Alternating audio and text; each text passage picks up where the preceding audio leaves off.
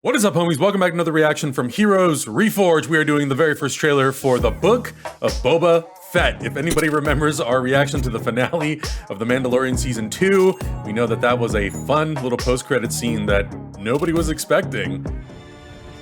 Whoa. Great shot. Why didn't we Great shot. announce this spin-off show? The Book of Boba Fett. The Book of Boba Fett. Coming December next year? His own series? He's getting his own series.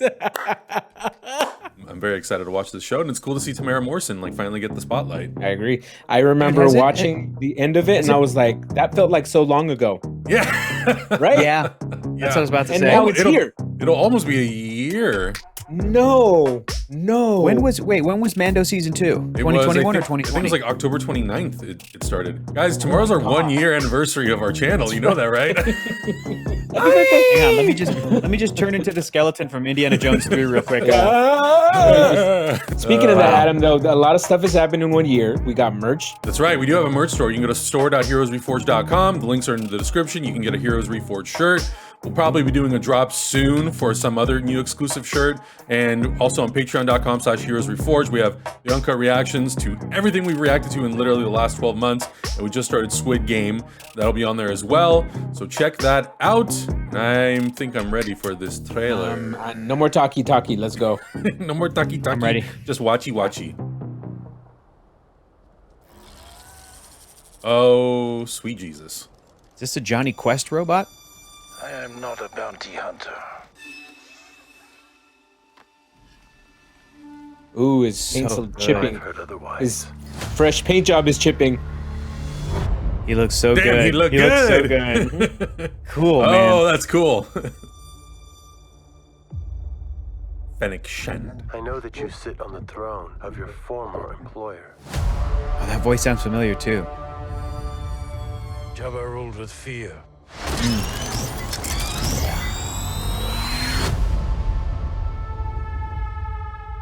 I intend to rule with respect. Okay. Sweet. Oh, we got that music. Hell We were yeah. all once captains under Jabba the Hutt. I'm here to make a proposal that's mutually beneficial. Why speak of conflict when cooperation can make us all rich? Corporation. Oh, cooperation or corporation? I guess it's the same. I think it's a cooperation. Prevents us all from killing you and taking what we want. Oh, whoa. What are those? If you had spoken such insolence to Jabba, he'd have fed you to his menagerie. That's right. Speak freely. Respect. Ay, Hachimama. Respect to my man Boba. Damn. You got the little ship sound in the background. We'd love to see it. That sounds like some straight up gangsta. I think years ago, I think there was like a series that was in development that dealt with the underworld of the Star Wars universe. And it was supposed to be kind of dealing around bounty hunters and gangsters and all that sort of stuff. I think it might have been before the acquisition by Disney. I'm excited about this concept and this idea because the underworld of Star Wars is so rich because there are so many bounty hunters, there are so many spies, and so many of these types of like untrustworthy characters. And I think having Boba less Fett than savory characters. exactly, and having a character like Boba Fett take up the mantle of like one of the most vile gangsters in the galaxy, and seeing how that changes and evolves the underworld of Star Wars could be really cool and usher it into a really exciting new era where this could spawn brand new comic book series, brand new animated series, like all kinds of stuff that I think could be really, really exciting. And again, seeing Tamara Morrison get the spotlight finally after 20 years next year after he played Boba Fett or Jango Fett in Attack of the Clones is cool, and Ming-Na is Ming-Na. She's amazing. I think The legendary Ming-Na. That's right. this show, like The Mandalorian, really feels a lot like the old Star Wars expanded universe. And I think that's purposeful because I feel that when Disney bought Lucasfilm and made all that stuff go away, it was never because they wanted to really never refer to it or do anything with it, but it was just so out of control, and there were so many different branching comic books and novels and storylines that it became unruly, and it's too difficult to like try and do new stories, even if it is based in the era that is familiar, like the original trilogy, or in the case of Mando, 5 years after the original trilogy. I feel as though it was always Lucasfilm / Disney's plan to be like, no, we'll go back and we'll pull stuff from there, like characters, like Thrawn, like different stuff, and try and build it back up in a way that's maybe a little bit more streamlined and accessible. And like, they're still making novels and comics and all that shit today, and they're still supposed to be canon, which means they are until they're not. Like a Rebels comic came out that was canon that retold the story of how Kanan lost his Jedi mentor, and then the first episode of Bad Batch like showed us. So it's like, oh, okay, that's an inconsistency, but at least that comic book was canon until that point. But even then, the comic is technically still a flashback memory that Kanan is telling, so it could be different, whatever. The point is that this feels like they had a book a long time ago called like Tales from Jabba's Cantina. Do you guys remember hearing about that? Like they did a couple of tales. I never read it. They did a book series that were like tales from ... And I think one was Jabba's palace. The other one was the Star Wars Cantina, like the Mos Eisley Cantina with all those aliens. So this feels like Tales from Jabba's palace. And like you guys were saying, the underworld without the Jabba, but it's like, hey, this is cool because it's using the Return of the Jedi stuff, but still not having to go back and try to fit it in between Empire and Jedi, which would be too hard. Yeah. It'd be too hard to try to do, because the whole time people would be asking, where's Luke? Where's Han? Where's Leia? You know, and fans are already going to be asking that stuff for this show, but at least this show's like, Jabba's dead,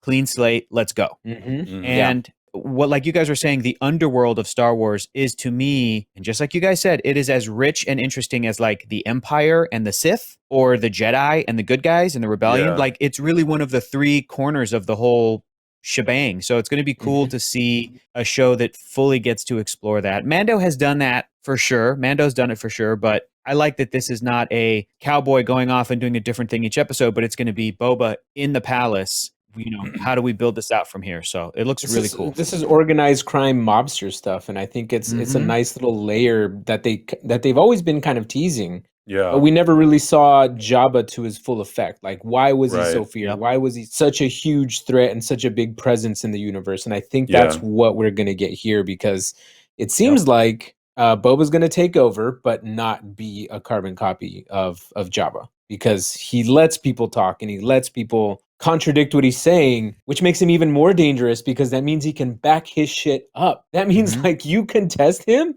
you are gone in a way that you're going to be embarrassed by. Sorry, buddy. He's going to show you what for real quick. I think you're 100%, Augustine. And I also feel like Temuera Morrison coming back and them leaning into the idea that Jango Fett is the progenitor father of Boba Fett. And these are guys who look and speak Maori, but they're in the Star Wars universe. And Boba has a really tragic upbringing, and yet he goes into the world of criminality and he's a bad guy. However, this show is going to contrast with Jabba the Hutt, who I believe represents more of those in power that are classically in power, those who come from a long line of power, though, you know. So I think there's going to be metaphor in this show that's about like, how can somebody deal with this world and try to do it in a way that is fair? But it's like, but should Boba be doing even any of this? Because he, you know, like he's the character to kind of ride that line even more than Mandalorian Din Djarin, because that dude had a code and it was a very strict code. So we knew from watching that show, yes, he killed bad guys occasionally and stuff, but like Baby Yoda, he's a good guy. He's been a good guy. He's the goodest guy. And Boba Fett's going to be able to, with Temuera Morrison's face, like comment, like, can someone who metaphorically was maybe oppressed or came from an